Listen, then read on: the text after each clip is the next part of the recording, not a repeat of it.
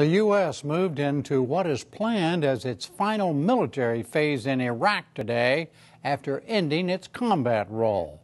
NewsHour correspondent Kwame Holman begins our coverage. Cleaning up and packing. That's what U.S. soldiers were doing on bases across Iraq today. Humvees rolled onto flatbed trucks and rows of equipment awaited transport home. Good evening. Last night, President Obama marked the formal end of combat operations in Iraq with a speech from the Oval Office. Our combat mission is ending, but our commitment to Iraq's future is not.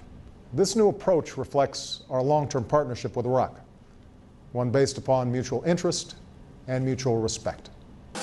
Today, American military leaders marked the occasion with a change in command of the remaining 50,000 troops in Iraq.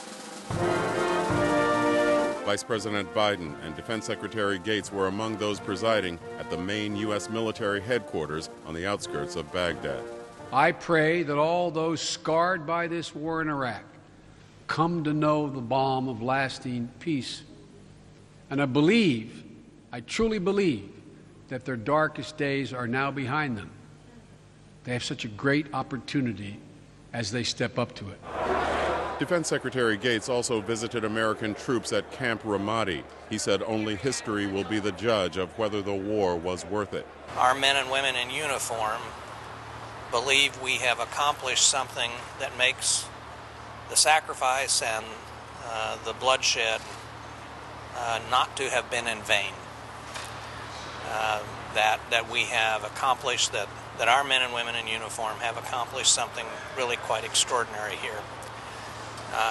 How it all weighs in the balance over time, I think, remains to be seen. For their part, Iraqi military leaders reiterated that they are ready to take the lead on security.